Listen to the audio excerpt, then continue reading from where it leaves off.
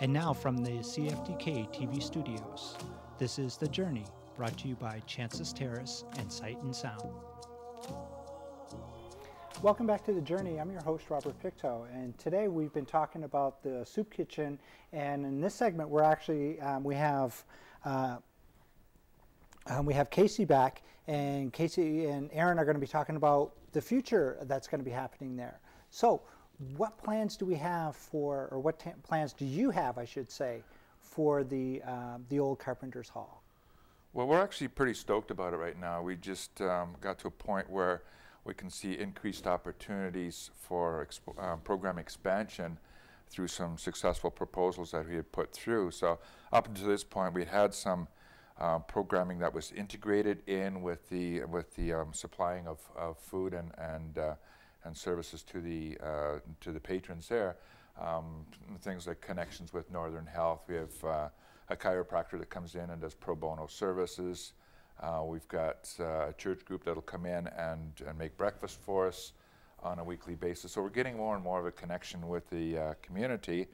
Up until this point, however, because the program there is completely unfunded, we were kind of limited as to what sort of plans that we could make. So with the with the acquisition of some better possibilities through government funding, now we're looking at expanding it to a much greater extent than we had in the past. Now, when you say expansion, I mean, I think I've been to the building once, and I saw basically a large hall. What are you looking to expand to there? Well, we want to take the level of programming that we have and take it to the next notch. We're calling it Stage 2, although we didn't even know at the time we had a Stage 1. But now we're taking it to the point where we're looking at bringing in some more staffing, and including in that is opportunities for the people that use the facility to do some life skills enhancement, some educational enhancement, and to make them more work ready. And so we're working with not just the federal government, but we're also working with the City of Terrace on a couple of projects that we envision as being a part of the process to bring people from a position where they're not entirely employable to a place where they can enjoy better employment opportunities down the line. Oh, fantastic! Now, so it sounds like what it started off initially as a place where you could just fill a need where you're feeding them, to actually making a person who has, for whatever reasons, had difficulties, now has actually come back and be a productive part of the community? Oh, absolutely. And that's been the vision of Terrace and District Community Services all along. Up until this point, it really hadn't been, we hadn't been able to facilitate that sort of thing.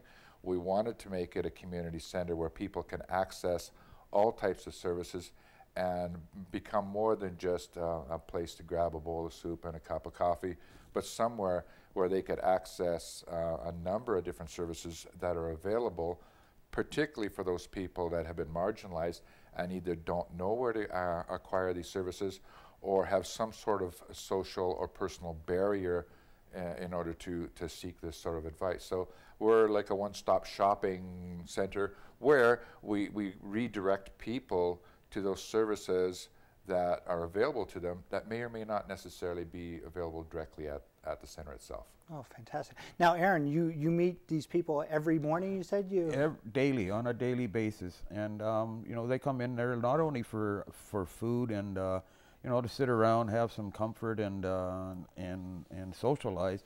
We also have a free clothing outlet there too. We have lots of donations of clothing, different items. We're starting to get people bringing in furniture, which does not last long because a lot of these people are in need. So, for instance, we had a bed there. It only stayed there for 2 days. It was gone.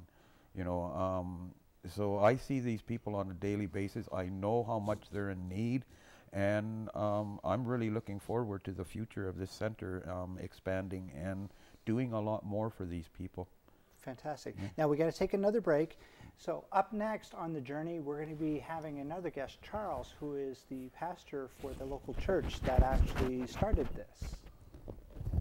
The Journey will be right back after these messages.